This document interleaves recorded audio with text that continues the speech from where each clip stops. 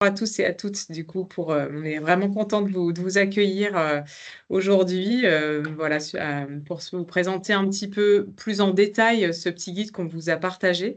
On est avec Aline Richesse d'Atipi, voilà, qui a aussi contribué à la partie voilà, contenu de ce guide. L'idée voilà, de ce moment, c'est vraiment d'aller un peu plus loin que l'accessibilité graphique, hein, mais bien sûr d'en reparler, et aussi de nous présenter d'autres choses sur l'accessibilité aussi des lieux, des signalétiques, voilà, pour que du coup on puisse échanger ensemble parce que les bonnes pratiques, nous, on en a quelques-unes, mais vous en avez aussi certainement.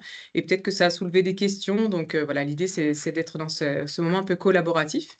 Donc on va vous partager tout à l'heure Klaxoon pour pouvoir mettre des post-it et tout pour que vous puissiez aussi bah, voilà, contribuer, même si on est assez nombreux autour de l'écran.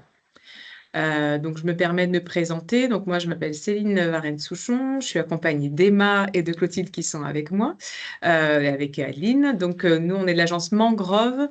Donc, on est l'agence de design sociétal et on est une entreprise à mission. Et on a une raison d'être qui est de valoriser la force des singularités. Cette raison d'être, on la met en œuvre chaque jour. Et dans cette façon de travailler, eh ben, on a à cœur de partager les choses que l'on peut faire pour que du coup, ce qu'on peut faire en termes d'innovation sociale à petite échelle ou moyenne échelle sur nos projets bah, puisse contribuer au plus grand nombre. Donc, on fait bah, du design social pour les acteurs du médico-social, pour le monde de l'immobilier, pour les collectivités, également de la stratégie et de la gouvernance des organisations quand il y a besoin de mettre ensemble des parties prenantes qui ne sont pas vraiment toujours du même milieu. Du coup, l'idée, c'est de pouvoir les mettre ensemble pour pouvoir co-créer, prendre des décisions ensemble et animer des collectifs. Donc voilà un petit peu. Je vais passer la parole à Adeline qui va nous présenter Atipi.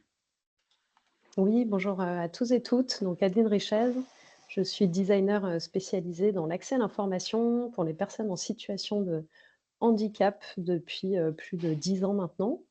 Et je travaille au sein de l'agence Atipi, qui est donc spécialisée sur toutes les questions d'accessibilité et de design, et donc qui intervient sur des domaines très variés. Ça peut être l'espace public, les espaces naturels, évidemment tout ce qui est hôpitaux, médico-social, culture. Voilà, donc la liste est longue et à travers tout ça, on a différents corps de métier, des designers évidemment, des graphistes, mais on a aussi des urbanistes, des spécialistes de l'accessibilité réglementaire, voilà, des géographes, hein, des personnes spécialisées sur les mobilités actives, et cetera, et cetera.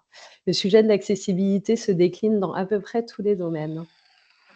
C'est cette transversalité dont on a besoin finalement, de pas être régi que par les normes et aller au-delà de ça pour pouvoir travailler tous ensemble au bénéfice de l'inclusion de tous et toutes. C'est bien le sujet qu'on traite ensemble. Et effectivement, c'est d'une coopération qui va voilà, au-delà des normes d'accessibilité. L'idée, c'est vraiment voilà, de se dire, bah, il y a les normes PMR avec les fauteuils, bien sûr, mais il y a plein de handicaps qui ne sont pas pris en compte par cette norme PMR. Et bah, l'idée, c'est vraiment de partir de l'expérience d'usage.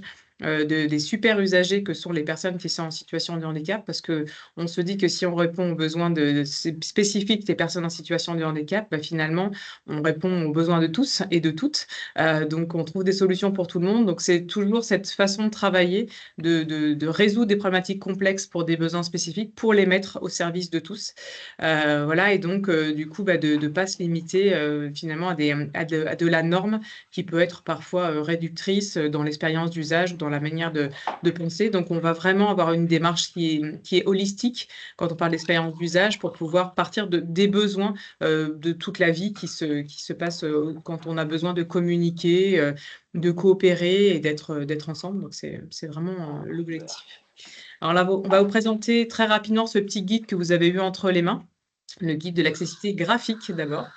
Je vais passer la parole à Clotilde pour qu'elle nous présente tout ça. Alors du coup, comme vous avez pu recevoir notre petit guide, donc là, on l'a en format papier donc pour le voir un petit peu. Et en fait, déjà, tout d'abord, on voulait vous dire à quoi ça sert concrètement. En fait, c'est une ressource qui vous aide à concevoir des supports visuels accessibles. Donc, ça peut être autant des visuels que vous allez imprimer, qui sont sur le digital, des présentations, ou même pour les réseaux sociaux ou pour votre communication interne. Et donc pourquoi, on l'a fait? On s'est rendu compte qu'autour de nous, il y avait une quantité importante de visuels, difficiles à lire, à comprendre, Mmh. y compris dans le domaine, graphique.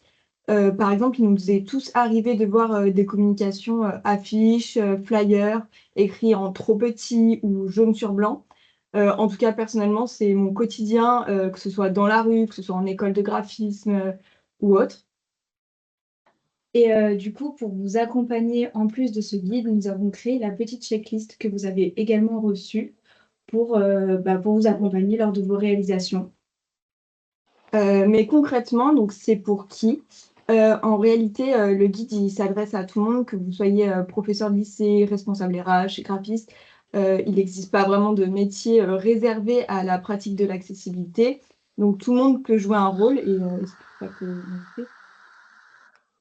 Au niveau de la conception, on a réfléchi à plusieurs choses. Tout d'abord, nous voulons que l'accessibilité ne soit pas un frein à l'esthétique. C'est pour ça que notre petit guide on a mis du cœur et qu'il est très joli, enfin d'après nous en tout cas, et qui montre qu'en fait, on peut être accessible sans forcément que ça soit moins joli, simplement. Et puis en deuxième temps, on a voulu utiliser, le concept de nudge. Donc je ne sais pas si vous connaissez, mais le nudge, c'est en fait un site sans contraindre et c'est assez, c'est pas ça manipule pas, mais c'est un peu caché en fait. Tout simplement, on a utilisé ça pour, système de pages. Il y a 2 pages qui sont ensemble et en fait, quand vous voyez celle de droite, vous savez directement que c'est celle qu'il ne faut pas faire et du coup, il faut respecter les règles qu'on peut voir sur la page de gauche. Et donc, du coup, c'est un peu ça le nudge qui ne montre pas que c'est pas ce qu'il ne faut pas faire, mais c'est plutôt visuellement, vous savez ce qui est le mieux des deux côtés. Donc voilà, puis on a aussi utilisé le nudge pour la checklist, parce que en voyant une checklist, on a envie de tout cocher, et du coup, ce qui incite à rendre tous ces visuels accessibles. Et donc, pour finir, si vous aviez, 3 choses à retenir, ce serait, premièrement que, vu l'engouement, autour du guide, on voit que l'accessibilité et l'inclusion, c'est vraiment aujourd'hui, quelque chose qui est au cœur des préoccupations et donc c'est important d'en comprendre les bases. Ensuite, je dirais qu'il est important de se mettre à la place des autres.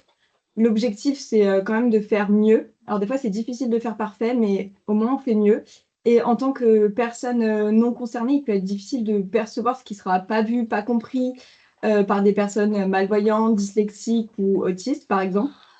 Donc c'est pourquoi il peut être, autant utile qu'instructif, de proposer une relecture par des personnes concernées.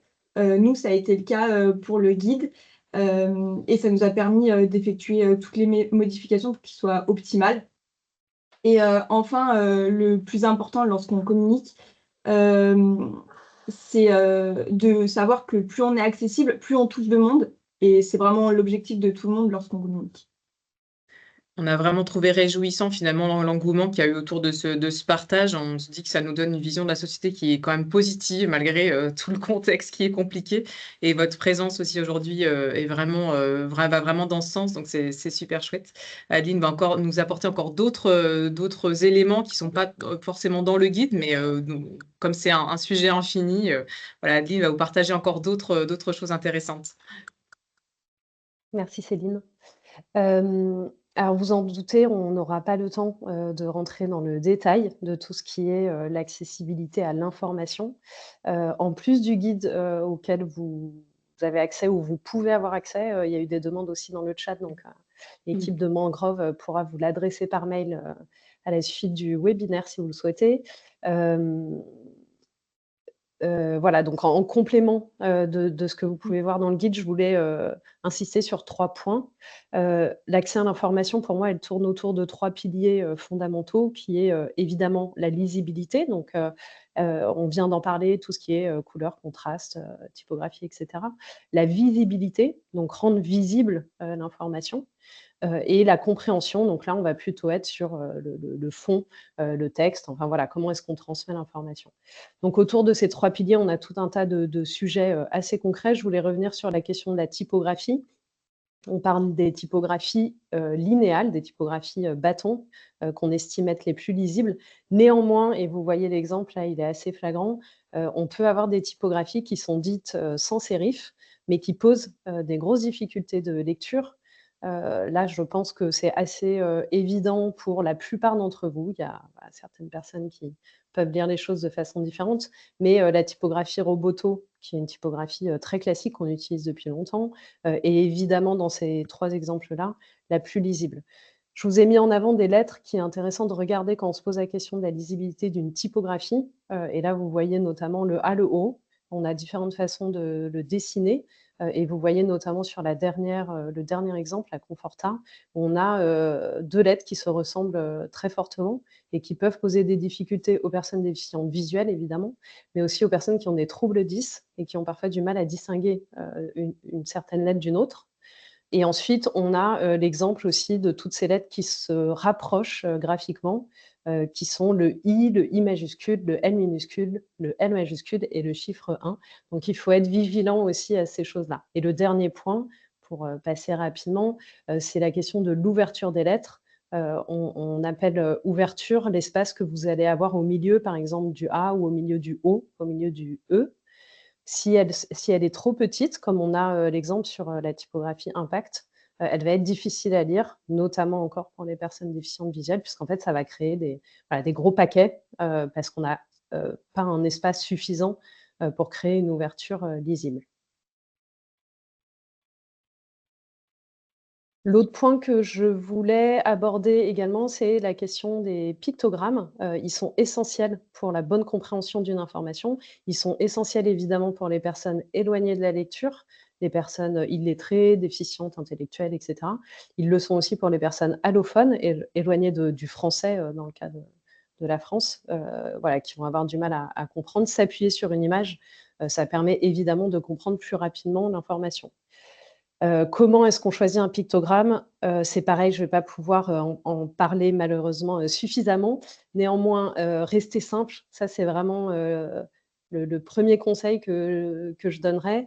Éviter d'avoir des choses qui sont trop stylisées. Donc là, on a un exemple, à droite, qui est effectivement avec un style graphique, très marqué, probablement qui correspond à une identité visuelle du bâtiment, mais qui peut poser des problèmes de compréhension. Donc ça indique des toilettes, mais ça peut poser des problèmes de compréhension. À l'inverse, à gauche, on a aussi, quelque chose qui est métaphorique, qui fait appel, voilà, à notre imaginaire, qui peut également poser des problèmes de compréhension. Je pense notamment aux personnes qui ont du mal à comprendre le second degré ou l'abstrait. Voilà, là, on voit quand même, 2 animaux, à moitié humains, on peut imaginer plein de choses, un zoo et cetera. Et au milieu, vous avez un exemple, d'un pictogramme qui est pour le coup, très explicite et qui en plus ne traite pas de la question des genres puisque ça parle vraiment des toilettes, donc du lieu, en question. Donc je vous invite vraiment à c'est une question de bon sens, mais voilà, à faire des choix d'images, en pensant vraiment, au public, que vous allez cibler. Il y a une norme ISO 7001 qui existe dans le cas où vous avez à créer vous-même un pictogramme si vous êtes, designer ou graphiste et qui vous donne plein de recommandations assez détaillées sur la façon de le dessiner. Donc, je vous invite aussi à aller voir par là si, le sujet vous intéresse particulièrement. Le dernier point que je voulais aborder, rapidement, qui nous pousse un peu plus vers la question de la rédaction, c'est le langage clair. Peut-être que vous en avez déjà entendu parler. Si vous n'avez pas entendu parler du langage clair, vous avez peut-être entendu parler du facile à lire et à comprendre, le FALC, qui sont, 2 méthodes de rédaction de texte et également de mise en page et également de choix d'images, pour permettre au plus grand nombre d'accéder à une information écrite. Le langage clair tend à être le plus universel, possible à travers des règles de rédaction.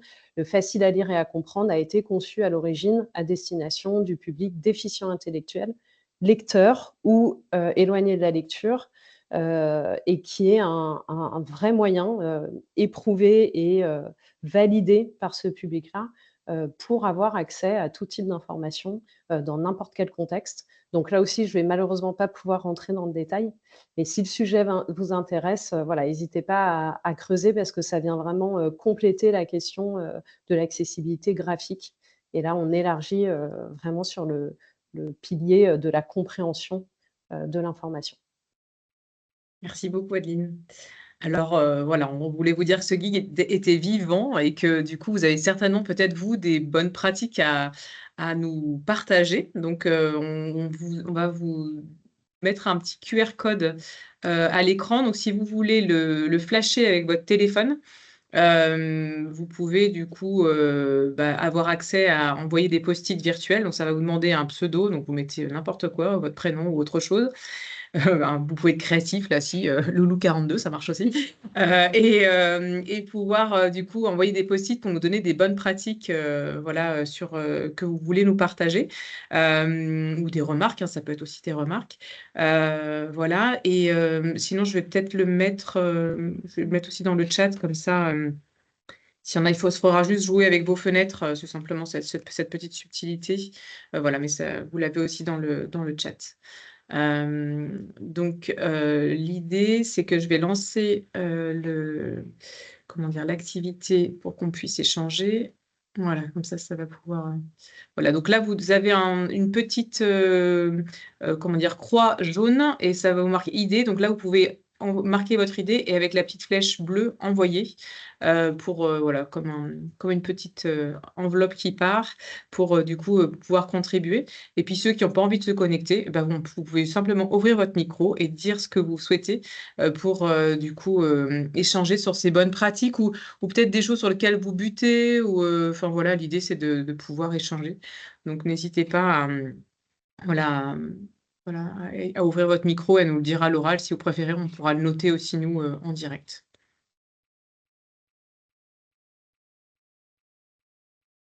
Après, s'il n'y a pas. Alors, des tests utilisateurs, effectivement, ça, c'est des bonnes pratiques et on se rend compte qu'il faut il faut un panel de gens assez différents, finalement, qui puissent. Les personnes qui ont des troubles 10, des personnes qui peuvent avoir des problèmes de vue. Enfin, l'idée, c'est d'être le plus inclusif possible dans ces tests, effectivement. Ouais. Éviter les majuscules aussi, qui est évoqué. Alors, il y a Chloé qui lève sa main. Oui, bonjour.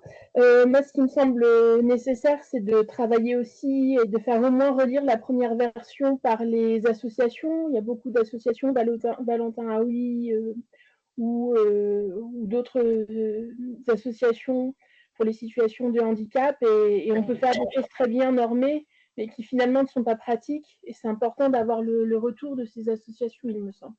Oui, complètement. Merci pour le partage. Je vois peut-être pas toutes les mains, si vous voulez, n'hésitez pas, hein, si. Peut-être alors, multiplicité des supports audio, visuels, tactiles, effectivement. On va y revenir, mais cette notion d'accessibilité universelle, finalement, c'est pas de se dire un handicap ou une problématique, une solution. C'est plutôt, on va proposer un panel très large de plein de solutions et chacun, suivant son expérience de vie, son envie, ses capacités, le moment, du coup, va activer des choses différentes.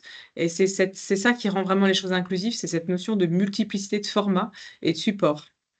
La notion de vigilance sur les contrastes des couleurs, effectivement, là, Emma l'évoquait sur le blanc sur jaune. Voilà, on dit que ça vibre aussi, on voit très très mal. Puis les personnes qui peuvent avoir des problématiques de visualisation des couleurs sont très gênées. Le fait de hiérarchiser les titres exactement pour arriver à guider la lecture avec les points les plus importants et puis les sous-sujets. Attention, quand il y a plusieurs langues, il en faut 3 minimum, ce qui pose des problèmes de place. Il faut 3 minimum de. Je ne sais pas qui est-ce qui a marqué ça, si vous pouvez. Pour la signalétique, par exemple. Ouais, pour la signalétique, c'est la personne qui a mis ça, si elle peut juste préciser comme ça. Oui, vous m'entendez? Ouais. En gros, quand c'est la loi Toubon, hein, cette bonne vieille loi Toubon sur les langues, en fait, Oui. si on écrit, on traduit dans une langue, on est obligé de traduire dans 2 langues différentes. On ne peut pas juste avoir français-anglais sur un panneau, ou alors je ne sais pas sur les documents administratifs comment c'est, mais c'est sur au moins dans l'espace public, on est obligé de l'avoir en 3 langues minimum. Je confirme, c'est pour éviter la suprématie de l'anglais, en fait. Et ce qui est Voilà. très drôle, c'est que le tribunal de Rouen, quand il a fait ses travaux, a mis des affichages en français et anglais, point. D'accord. Du coup, c'est interdit. Et tout de suite, ça prend beaucoup de place Tout à fait. physiquement quand on fait de la com, tout ça, et c'est complexe. Et des fois, vaut mieux justement les pictos et que du français que trois langues parce que ça sature l'espace visible. Tout à fait. Et donc ça fait partie des obligations pour le service public qui ont été évoquées avec un point d'interrogation. Donc il y a la loi Toubon sur la question de la langue, mais il y a des normes aussi au niveau comment dire, du numérique notamment. Je ne sais pas si Adeline, tu veux intervenir sur la question des normes. Oui, rapidement, effectivement, l'accessibilité numérique est aussi concernée avec, le référentiel, d'accessibilité générale, donc RGAA, qui évolue. Donc on est en RGAAA, et voilà, qui se rajoute à chaque fois, des exigences, un peu plus fortes. Donc on retrouve dans les RGA, tout un tas de choses qu'on vient de citer, les contrastes, les typographies, la mise en page, et cetera. On a aussi beaucoup d'autres éléments qui concernent vraiment, essentiellement les supports, numériques. Je pense par exemple, au texte alternatif pour les images, qui est une vraie problématique pour les personnes déficientes visuelles qui utilisent, les réseaux sociaux, et les sites internet.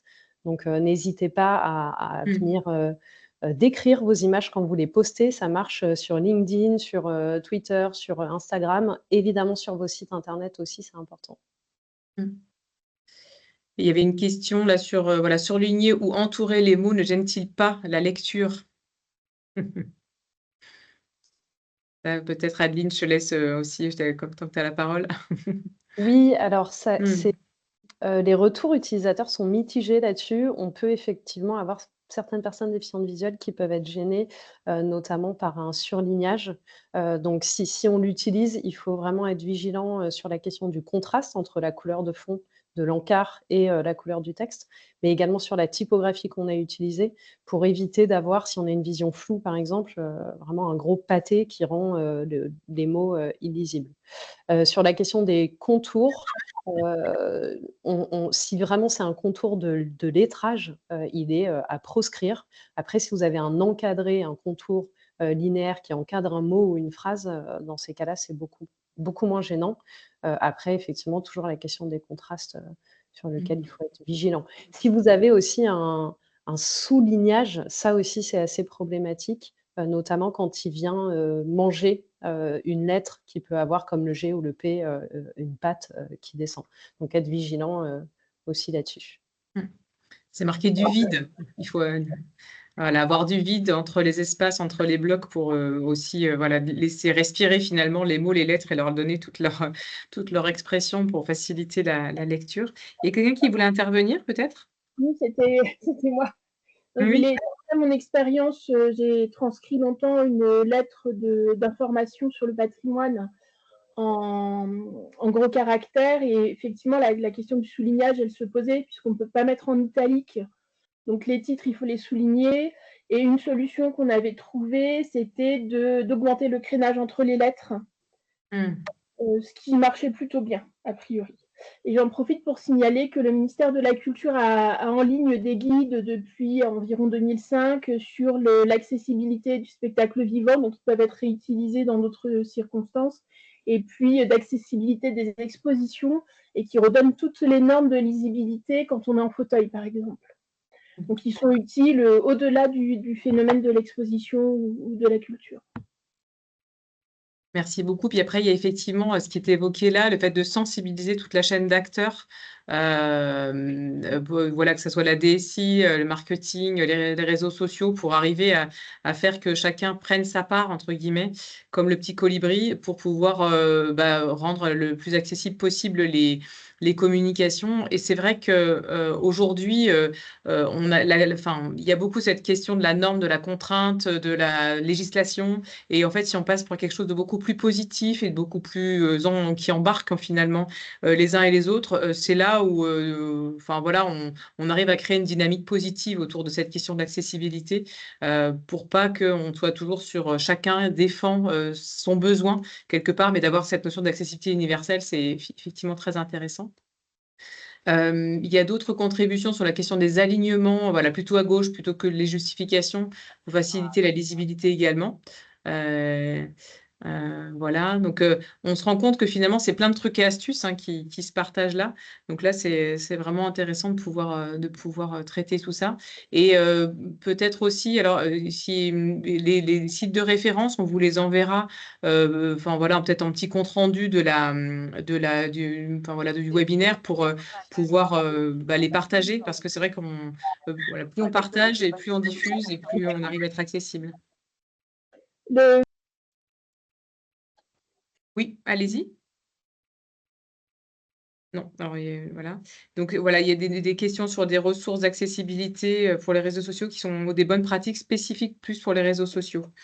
Ça, c'est du coup un besoin que vous avez. Alors, des ressources spécifiques sur les réseaux sociaux. Il y a les textes Ouais, alternatifs, du coup, ouais. qu'on peut retrouver il y a sur Facebook, Instagram et LinkedIn. On avait fait un petit tuto sur un post LinkedIn pour rendre assez accessible un post. Et aussi, en vrai, ce qui est hyper important et ce qu'on voit beaucoup, c'est vraiment de sous-titrer les vidéos. C'est hyper important et ou même de faire des voix off, enfin, qu'il n'y ait pas juste des choses écrites, qu'il y ait des choses autant visuelles mais audibles. Enfin, il faut qu'il y ait aussi une balance entre les deux. Donc voilà, puis surtout rédiger des posts qui sont compréhensibles par tous. Parce que des fois, on met beaucoup notre langage, mais il faut vraiment aussi permettre que tout le monde puisse comprendre ce que nous faisions, ce qui a marqué dans notre post, en fait, tout simplement, avec un langage clair. Il y a Adeline qui nous partage voilà, des guides pratiques. Voilà. Chloé, je crois que vous vouliez intervenir. Oui, sur l'accessibilité des vidéos en ligne, le sous-titrage va devenir progressivement obligatoire pour à peu près tout le monde. Je voulais signaler qu'il y a sur la plateforme FunMOOC un MOOC sur l'accessibilité des sites internet et des vidéos qui est très simple et très accessible et facile à comprendre. Donc, si Super. ça vous intéresse, il faut aller sur FunMOOC. Il y a un concept que j'aime bien qui est utilisé pour les mobilités, c'est-à-dire qu'il faut penser non pas seulement ce qu'on produit, mais toute la chaîne de déplacement. Oui. Si on utilise aussi ce concept-là de penser à l'ensemble de la chaîne, on arrivera aussi plus facilement à produire des choses accessibles et lisibles. Complètement. Merci pour tous ces partages. Voilà, donc on continue un petit peu si vous êtes OK. Je le laisse ouvert quand même s'il y en a d'autres qui veulent contribuer, ça sera encore possible. Pour vous dire que voilà, on a créé. En fait, on parle vraiment tout le temps des besoins très pragmatiques du terrain et des projets sur lesquels on travaille. On a souhaité créer un référentiel d'accessibilité universelle pour aller au-delà de l'accessibilité graphique, dans le sens où on se dit que finalement, ce que je disais tout à l'heure, de répondre aux besoins des problématiques spécifiques, ça permet du coup de trouver des solutions pour tous et que du coup on arrive à mettre en place plein de choses qui permettent de faciliter la compréhension. Donc pour vous donner des exemples concrets, on travaille sur Dessines à côté de Lyon, un quartier qui travaille beaucoup sur la question de l'inclusion au sens large. Et en fait, il y a des outils comme ça très low-tech, parce que du coup, c'est des choses qui sont imprimées, toutes simples, pour pouvoir... alors, ce qui est intéressant, c'est que ça mélange différents langages, du Makaton, du Picto, voilà, des choses écrites, de la langue des signes. Donc, quand ça a été travaillé avec des éducateurs spécialisés de la Fondation OVE, pour que à la boulangerie, eh bien, une personne qui n'arrive pas à formuler son besoin, elle puisse du coup avoir un outil de médiation avec le commerçant. Ce qui est intéressant dans cette expérience, c'est que c'est une logique de co-bénéfice, parce que le commerçant, quand on va le revoir pour savoir s'il s'en est servi, il dit: je ne reçois pas des personnes allophones tous les jours. Par contre, les autres clients demandent: ah, mais c'est quoi voilà, ce document-là, pourquoi c'est là? Donc le commerçant explique que c'est pour voilà, les personnes allophones. Donc le client est sensibilisé, le commerçant est valorisé parce que du coup, il a une démarche qui est inclusive, et la personne qui en a besoin dans l'outil de médiation, elle s'en sert. Donc, c'est aussi toute cette logique de pouvoir être dans le co-bénéfice et de faire que chacun y trouve quelque part quelque chose qui vient l'attirer et qui fait avancer aussi cette question de la société plus inclusive. Donc, c'est très intéressant. Et au dos, on a quelques petites conseils pour le commerçant. Prenez le temps. Voilà, une pause où vous allez très vite pour bien comprendre le besoin, poser des questions fermées pour que la personne puisse dire oui ou non. Voilà, des choses assez simples, mais qui permettent de pouvoir faciliter la compréhension des uns et des autres. Donc ça, c'est pareil, on peut vous les partager pour pouvoir les diffuser, parce que ça, enfin, franchement, ça marche super bien. C'est très simple. Et nous, notre objectif, c'est que la société voilà, ait à disposition ce genre de choses. Donc, n'hésitez pas si dans vos accueils, voilà, vous en avez besoin. On a fait la pharmacie, la banque, je ne sais plus ce qu'on a fait d'autre, la boucherie, enfin voilà, différents rayons possibles. Et un autre sujet aussi qu'on a travaillé avec Atipi et tout le groupement Omniscience, dont Kinéa, il y avait aussi Tactile Studio. Enfin, voilà, on était tout voilà, un consortium d'acteurs spécialistes de l'accessibilité. Et on a créé pour le village des athlètes, donc qui est le nouveau quartier de ville qui s'est construit à Saint-Ouen, qui a logé les athlètes pendant l'été des JO, mais maintenant qui est un quartier de ville, une signalétique multisensorielle inclusive. Donc cette signalétique, elle utilise le son, le toucher en braille, mais pas que. Elle utilise la notion, vous pouvez voir ici, comme de plan de métro, qui est un peu un référentiel pour tout le monde, pour savoir où est-ce qu'il y a des points d'attention à voir. Les hauteurs, le tactile, enfin voilà, donc il y a des tests vraiment très poussés qui ont été faits avec plein de gens dans plein de situations différentes, aussi bien des assistantes maternelles avec des poussettes doubles, avec des enfants qui étaient accrochés à la poussette pour marcher, que des personnes en situation de handicap ou des personnes très âgées. Et l'idée, encore une fois, quand on parle d'accessibilité universelle, c'est de voir qui voilà, active quoi. Et pour pas enfermer les gens dans leur capacité, on a travaillé avec une méthode de Juguet-Chevrier, qui sont des sociologues qui classifient 4 profils cognitifs quand on fait un parcours usager. Il y a le parcours, il y a plutôt l'araignée, donc c'est une personne qui va prévoir son déplacement vraiment en détail avec des cartos et planifier en fait. Il y a la taupe, comme moi, qui demande son assistance à des gens qui sont sur le terrain ou qui voient avec le GPS. Il y a également le dauphin qui se repère à son environnement et le renard qui souvent connaît le quartier un peu à l'avance. Et donc, en fonction de son besoin, une personne qui va être malvoyante, on va se dire que de nature, elle va être plutôt taupe, pardon, pas, plutôt, pardon, araignée, parce que du coup, elle va planifier son déplacement pour bien prévoir les choses. Mais si elle connaît bien le quartier, en fait, elle sera tout à fait renard parce qu'elle va activer d'autres choses dans la signalétique. Donc, ce qu'on veut dire par là, c'est comment on intègre l'expérience d'usage, le contexte, le besoin de la personne pour aller au-delà des représentations un peu simplifiées du handicap et d'enfermer les gens dans leurs capacités. Donc, c'est vraiment ça qui est intéressant dans cette création d'accessibilité universelle. Je ne sais pas si Adeline, tu veux du coup intervenir sur cette notion de signalétique en plus. Oui, alors très rapidement, effectivement, là, on parle de multisensoriel. Donc comme le disait Céline, on a du coup multiplié en fait la façon de transmettre l'information, ce qui est assez intéressant. C'est une typologie de signalétique qui du coup va être assez poussée, pour répondre à tout un tas de besoins, les plus spécifiques possibles, même si, évidemment, on peut pas toucher 100 des utilisateurs.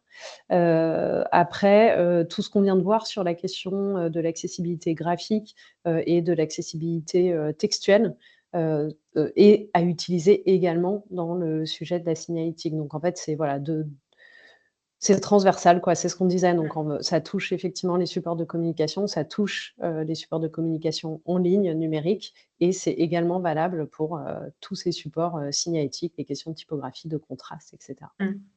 Et il y a un point qu'on n'a pas forcément sur les photos, mais on a testé d'un point A à un point B une réglette qui était plutôt en aluminium, qui montrait finalement 2 points d'attention dans un parcours. Et en fait, c'était intéressant parce que la notion d'aluminium, il y avait un reflet du coup qui se faisait. Et donc, on a fait des tests avec des personnes qui sont autistes déficitaires non verbales. Donc, c'était pas simple pour recueillir la parole, puisque du coup, il n'y avait pas une parole classique. Par contre, ce qui était très intéressant, c'est que la notion de luminosité, et les personnes suivaient finalement ce fil d'Ariane qui était cette réglette en aluminium qui faisait bien plusieurs mètres, au moins 10 mètres voilà, de distance. Également, la personne qui était avec une poussette double et une petite fille qui marchait à côté, la petite fille, naturellement, elle a été guidée par la réglette parce qu'elle s'amusait à marcher dessus. Personne aveugle, alors c'était pas réglementaire, donc elle se demandait un peu ce que c'était avec la canne, mais du coup, elle a suivi aussi. Donc là, on se rend compte que cette façon de guider, elle est finalement accessible à tous. Par contre, elle n'est pas dans la norme. Et donc, nous n'avons pas pu la déployer sur le site de Saint-Ouen. Donc ça, c'est aussi des choses intéressantes. C'est que du coup, comme on disait, c'est vivant. Et il y a tout le temps des choses qu'on peut améliorer. Donc, il y a des choses à faire remonter pour que ça puisse rentrer dans la norme. Mais voilà, donc ça, c'est des choses qui peuvent être intéressantes qui ont été développées. Donc, si vous allez à Saint-Ouen, maintenant, c'est en place. Vous allez pouvoir être guidé avec ce type de signalétique. Voilà, et puis une autre façon de faire, c'est que du coup, on a fait un volet du coup concertation inclusive. Donc là, l'idée c'était de recueillir aussi le volet émotionnel des personnes. Donc dans le recueil, on est allé dans un hôpital psychiatrique à Sevray qui est vers Dijon pour le groupe CERL qui est un aménageur qui devait réhabiliter l'espace. Et donc, pour prendre le point de vue des personnes, on a travaillé avec la roue des émotions aussi, qui permet du coup de dire à l'instant T comment je suis, et après de travailler avec des mood boards du coup voilà d'ambiance, de couleur, de luminosité, qui permettent de finalement mieux prendre le point de vue des personnes en passant par du photolangage ou d'autres façons de faire. Donc là, c'est pas de la typo, on n'est pas sur du design graphique, mais c'est aussi une autre façon de recueillir qui est intéressante en plus du picto et de tout ça. Donc, c'est pour ça qu'on se permettait de vous le partager. Voilà, et puis après sur les lieux, ça c'est donc là c'est on a fait ce démonstrateur à la Serre urbaine qui est un lieu qu'on a monté dans le 9e arrondissement à Lyon. Donc si vous n'êtes pas très loin, je vous invite à venir, c'est complètement ouvert. En fait, on a travaillé avec des architectes qui ont beaucoup travaillé sur des maisons d'accueil spécialisées pour les autistes. Pourquoi les autistes? Parce que les autistes, ils sont hypersensibles à leur environnement, que ce soit la lumière, les couleurs, les matières, tout peut être source d'hypersensibilité ou d'hyposensibilité. Et on s'est dit, on a vu des façons de faire l'aménagement qui étaient intéressantes. Et donc, on les a intégrés dans notre lieu où maintenant on a nos bureaux et on a cette serre urbaine qui est un lieu pour montrer ce qu'on peut faire en termes d'inclusion, pour du coup différencier des sols, puisque du coup on a une grande pièce qui est très large avec plein de choses qui s'y passent. Une personne qui a des troubles autistiques va se sentir très mal à l'aise dans un lieu comme ça, à pas savoir où aller, où se diriger. Donc on a différencié finalement les sols en termes de matière pour montrer cognitivement il y avait des choses différentes qui se faisaient et un cheminement qui permet du coup de se sentir invité à déambuler dans l'espace. Travailler également les couleurs très pastel, les lumières plutôt chaudes, des pictos partout pour du coup ouvrir les portes, faciliter et de transposer finalement ce qu'on peut faire dans le monde du médico-social, dans le monde de l'entreprise. Ça crée un confort d'usage qui est vraiment très intéressant. Donc ça, pareil. C'est vraiment une invitation à explorer ce genre de choses et qui est du coup dans le référentiel d'accessibilité universelle qui a été co-construit pour pouvoir du coup le mettre à disposition du plus grand nombre parce qu'on se rend compte du bienfait que ça peut faire. Voilà, je ne sais pas si ça vous amène des questions, là, ce qu'on vous montre. Peut-être que je vais retourner sur ici. Ah oui, encore d'autres contributions. Je sais pas n'hésitez pas si vous souhaitez intervenir, si vous avez des questions sur ce qu'on vient d'évoquer. Non, c'est bon. Il y a des choses dans le chat ça c'est assez chouette. Et là, ce qui a été rajouté, c'est que le fait de rendre l'information accessible, mais aussi les lieux en termes de pratique, l'exemple du séquençage d'habillage et de déshabillage visuel dans les cabines des centres nautiques. Ok, très intéressant. Très utile aux personnes autistes, mais aussi aux jeunes enfants, utile au plus grand nombre, exactement. Je ne sais pas si la personne qui a noté ça veut expliquer un petit peu plus peut-être cette contribution. Oui, bonjour à nouveau. Oui, c'est parce que je suis parent de 2 jeunes adultes autistes. J'ai un DU, je travaille également pour le CRA de Dijon, donc quand vous parliez de Sevray, ça me parlait. Et oui. Moi, j'essaye en fait, j'ai l'impression que les structures restent encore très dans leur structure et je pense que c'est la société qui doit être rendue vraiment accessible et on est encore difficilement dans cette étape, je trouve. Mmh. Et je pense que c'est ça qui manque surtout dans les lieux, c'est rendre les lieux accessibles dans leur pratique, pas Mmh. uniquement dans la communication. Je crois que ça ne suffira pas. Oui. Mais les 2 marchent ensemble, hein, bien sûr, hein, mais Ouais. Mmh. Non, tout à fait. Mmh. Et c'est vrai que c'est plus on diffuse, plus on montre, à quel point finalement une petite chose peut être, bénéfique, pour le plus grand nombre, plus voilà, ça va faire bouger les lignes. Mais c'est vrai que quand on a vu l'engouement sur le petit guide, on s'est dit: «Bah, ça nous donne, voilà vraiment, quelque chose de positif sur la société». Alors il y a des demandes sur, voilà, des bibliographies, sur lesquelles se baser, voilà, notamment dans le numérique. Mais que c'est diff qu'il y a de plus en plus de choses sur le numérique, mais qu'il y a pas beaucoup de choses sur le print. Effectivement, ça a été notre constat de départ. C'est pour ça qu'on a fait ce guide. On a vu qu'il y avait pas grand-chose, aujourd'hui, donc ouais, complètement. Alors du coup, pour, aller, voilà, au bout, donc dans la conception de, finalement des espaces, il y a cette notion de sensorialité qui est importante. Alors j'ai vu qu'il y avait Marie Pierron qui était, comment dire? Connectée, donc je lui fais un petit coucou et elle pourra compléter, si, voilà, elle a des choses à rajouter.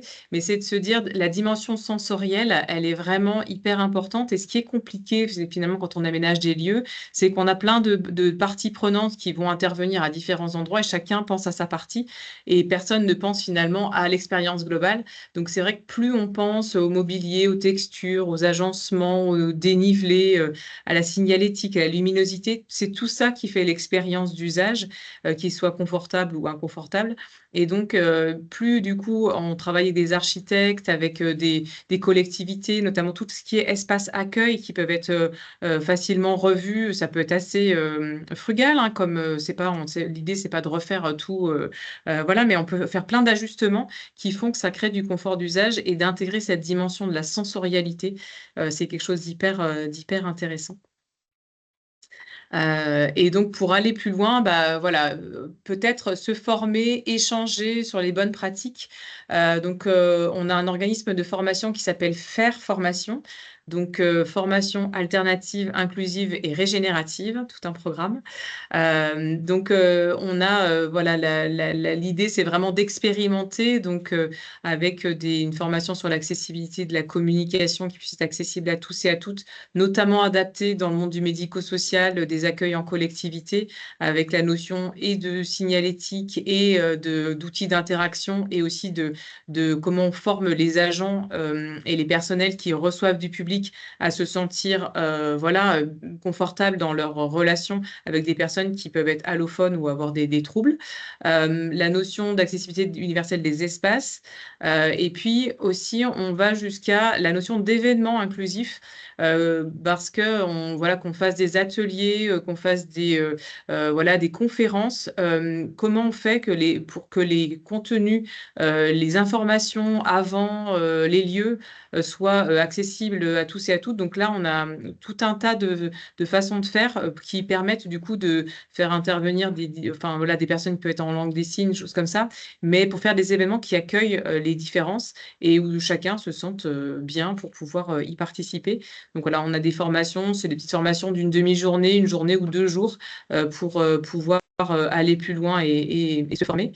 Et il y a Adeline aussi qui a, voilà, des formations avec des dates, un peu précises, si tu veux du coup les présenter? Oui, donc Atipi est un organisme de formation également, certifié, Qualiopi. On propose, voilà, tout un tas de sujets, pas que liés à la question de la communication, il y a aussi la question de l'accueil des publics en situation de handicap, la conception universelle et cetera. J'ai ciblé 2 formations, en lien avec, les éléments qu'on a traités aujourd'hui, qui pourraient potentiellement, vous intéresser. Donc ces 2 formations, inter, je m'en mêle toujours les pinceaux, la petite dyslexie qui va bien. Inter, donc auquel vous pouvez individuellement participer. La première, c'est sur la communication accessible, donc les éléments qu'on vient de voir, mais de façon approfondie, et le langage clair. Elle se tiendra en distanciel autour de 4 modules, donc les 15 et 22 septembre, c'est 2 lundis qui se suivent. Et ensuite, une formation sur la signalétique accessible et inclusive en présentiel sur une journée à Paris le 30 septembre. Donc si ça vous intéresse, si vous souhaitez vous inscrire, n'hésitez pas à rentrer en contact avec moi ou voilà, une personne de l'agence Atipi. On vous mettra les liens du coup dans le petit document qu'on vous partagera sur la comment dire suite à ce webinaire. Là, je vois qu'il y a une question sur pouvez-vous plus amplement parler du projet de Sevray? Quels ont été les choix? Alors, ce qui était intéressant dans le recueil, c'est que finalement, on s'est mis au milieu de l'hôpital psychiatrique. Alors, on est intervenu au niveau pour les enfants et puis pour les personnes adultes. Et les personnels qui n'ont jamais le temps d'aller faire des ateliers, de choses comme ça, ils venaient avec les personnes concernées, donc ils pouvaient aussi contribuer, donc ça c'était intéressant. Alors il y a des choses, je vous fais un exemple un peu pragmatique, mais par exemple une pièce où vous avez le personnel qui est présent et la vitre, et souvent c'est assez pénible parce que les personnes concernées arrivent, regardent par la vitre alors les personnels sont en pause, c'est toujours assez malaisant.